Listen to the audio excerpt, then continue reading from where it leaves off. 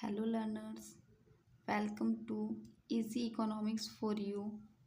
आज मैं आप लोगों को डिटर्मिनेंट का वैल्यू फाइंड करने सिखाऊंगी, जो कि बहुत ही इजी लगने वाला है आप लोगों को। उससे पहले आप लोग एक बार डिटर्मिनेंट का डेफिनेशन देख लीजिए।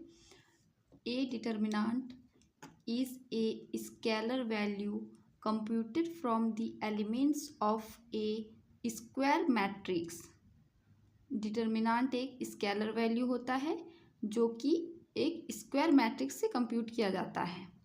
स्क्वायर मैट्रिक्स हम लोग जानते हैं जिसमें नंबर ऑफ रोज और नंबर ऑफ कॉलम्स इक्वल्स रहे। It indicates whether a matrix is invertible means non singular और सिंगुलर। अगर डिटर्मिनेंट्स का वैल्यू 0 आए तो वो सिंगुलर होता है, और अगर डिटर्मिनेंट्स का वैल्यू 0 के अलावा कुछ भी आए तो वो नॉन सिंगुलर होता है। इसके बाद देखिए value of a determinant. The value of a determinant can be expressed as a single number. अब हम लोग डिटर्मिनेंट का वैल्यू फाइंड करना सीखेंगे। देखिए द सेकेंड ऑर्डर डिटर्मिनेंट, अगर आपको स्क्वायर मैट्रिक्स दिया रहे 2x2 ऑर्डर का तो इस फॉर्मूले से डिटर्मिनेंट निकालना है। A1 B2 इन दो एलिमेंट्स को मल्टीप्लाई करना है। देखिए क्या हो गया यहाँ पे A1 B2, फिर बीच में माइनस का साइन, फिर इन दो एलिमेंट्स को आपस में मल्टीप्लाई करना है A2 B1 A2 B1। तो इसका फॉर्मूला क्या हो गया A1 B2 minus A2 B1। अब हम लोग थर्ड ऑर्डर डिटर्मिनेंट का वैल्यू फाइंड करना सीखेंगे। कोई भी मान लीजिए थर्ड ऑर्डर का डिटर्मिनेंट फाइंड करना है तो ये फॉर्मूला यूज़ करेंगे। A1 determinant of B2 C2 B3 C3 minus B1 A2 C2 A3 C3 plus C1 A2 B2 A3 C3। ये माइनर होता है A1 का। इसे फाइंड करने के लिए हम लोग यहाँ देखेंगे। सबसे पहले तो आप ये समझ लीजिए कि पहले होता है प्लस, फिर माइनस, फिर प्लस। ये आप लोगों को याद रखना है। अब देखिए जो ये माइनर है इसे फाइंड कैसे करते हैं। देखिए यहाँ पे B2 C2 B3 and C3 यहाँ पे जो है वही यहाँ लिखे हैं। Is termed as minor of A1, ये A1 का माइनर होता है। इसे फाइंड करने के लिए deleting the first row and first column, जैसे हम लोगों को A1 का माइनर निकालना है तो A1 किस में है first row and first column में, तो first row and first column को हम लोग डिलीट करेंगे। इसका मतलब है मैं आप लोगों को यहाँ करके दिखाती हूँ, लेकिन आप लोगों को इसको करना नहीं है, बस याद रखना है कि इसको नहीं लेना है। फिर जो भी एलिमेंट्स बचेंगे इनका डिटर्मिनेंट फाइंड करना है। डिटर्मिनेंट का साइन दे देंगे जो एलिमेंट्स बच गया, जैसे B2 C2 B3 C3 यहाँ पे लिख लेंगे। अब सेकेंड में क्या है B1, अब इसका माइनर निकालना है। कैसे निकालेंगे, B1 फर्स्ट रो में है और सेकेंड कॉलम में है, तो फर्स्ट रो डिलीट करेंगे और सेकेंड कॉलम डिलीट करेंगे। First row and second column, तो क्या बच गया हम लोगों के पास A2 C2 A3 and C3। देखिए A2 C2 A3 and C3, फिर प्लस का साइन लगाना है। फिर थर्ड एलिमेंट क्या है C1, इसका माइनर देखेंगे। ये third first row and third column में है, first row and third column में, तो ये 2 हम लोग डिलीट कर देंगे।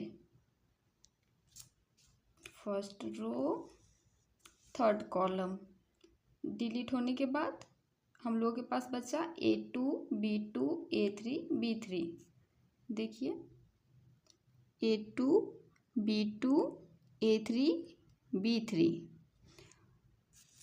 अब हम लोगों को डिटर्मिनेंट फाइंड करना है, ये सब आगे सॉल्व करेंगे। A1 एज इट इज़ लिख दिए। डिटर्मिनेंट का रूल होता है B2 C3 मल्टीप्लाई करके बीच में माइनस B3 C2 फिर माइनस B1 को एज इट इज़ लिख देंगे। फिर इसका डिटर्मिनेंट फाइंड करना है।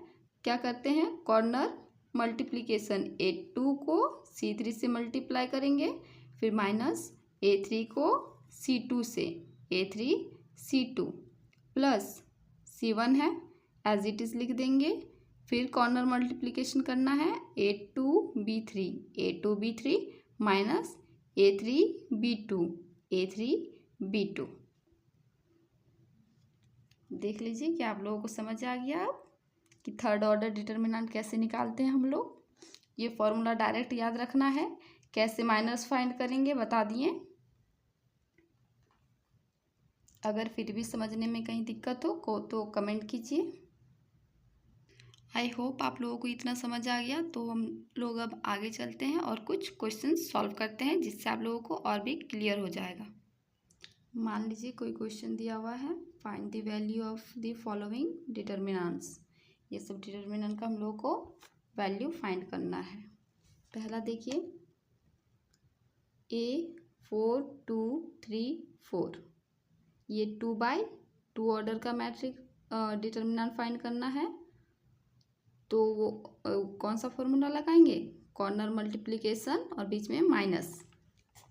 तो 4 को 4 से मल्टीप्लाई करेंगे, 4 इंटू 4 माइनस 3 इंटू 2 3 इंटू 2 4 4 जा 16 माइनस 3 2 जा 6, 16 में से 6 माइनस किए तो 10 आ गया। यही है हम लोगों का आंसर। और एक देख लीजिए, ये भी सेकंड ऑर्डर का डिटर्मिनेंट फाइंड करना है हम लोगों को। क्रॉस मल्टीप्लिकेशन करेंगे, -4 इंटू -4 -4 इंटू -4 -3 इंटू 2, -4 को -4 से और -3 को 2 से मल्टीप्लाई करेंगे। -4 इंटू -4 माइनस माइनस प्लस हो गया, 4 4 जा 16 प्लस माइनस, पहले इसको देखिए -3 इंटू 2 -6 माइनस माइनस प्लस हो गया +6, 16 + 6 = 22। अब हम लोग थर्ड ऑर्डर डिटर्मिनेंट फाइंड करेंगे। इसके लिए क्या फॉर्मूला था, पहला जो एलिमेंट है प्लस में होगा मतलब +3, फिर सेकेंड एलिमेंट माइनस में होगा तो -4, और थर्ड एलिमेंट फिर से प्लस में होगा प्लस माइनस प्लस 3 लिख दिए। 3 का माइनर हम लोगों को फाइंड करना है, तो क्या हो जाएगा, first row and first column को हाइड कर देंगे। तो क्या बचा हम लोगों के पास 1 3 -2 0, 1 3 -2 0, फिर -4 सेकेंड कॉलम में है तो सेकेंड कॉलम को हाइड कर दिए, और फर्स्ट रो में है तो फर्स्ट रो को हाइड कर दिए। तो हम लोग के पास क्या बचेगा 2 3 7 0, 2 3 7 0 प्लस 8 है, 8 फर्स्ट रो में है, फर्स्ट रो हाइड, और थर्ड कॉलम में है तो third column hide, first row third column को हाइड करेंगे तो ये बच गया हम लोगों के पास 2 1 7 -2।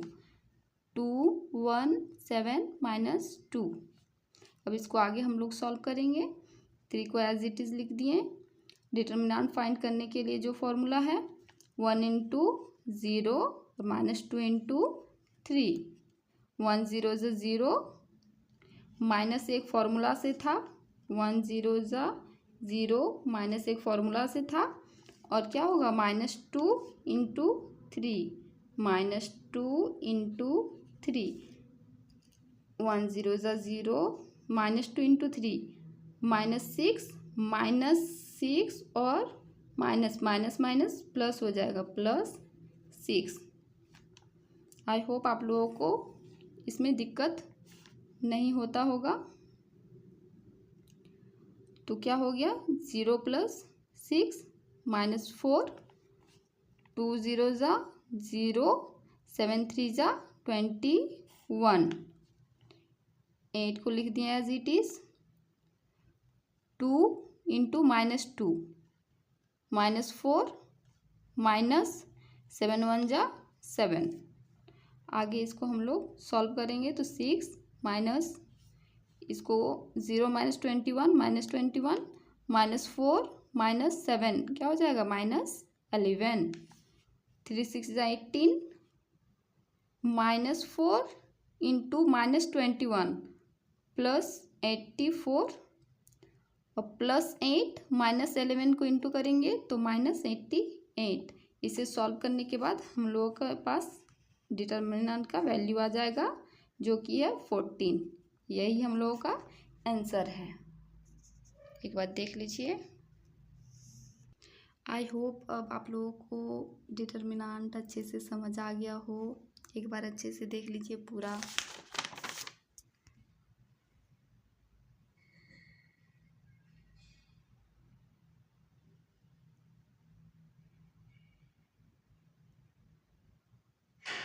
मैंने शॉर्ट वीडियो में इसका नोट्स अपलोड कर दिया है, आप लोग वहाँ से भी देख सकते हैं इसे। ठीक है, मिलते हैं नेक्स्ट वीडियो में। बाय, राधे राधे।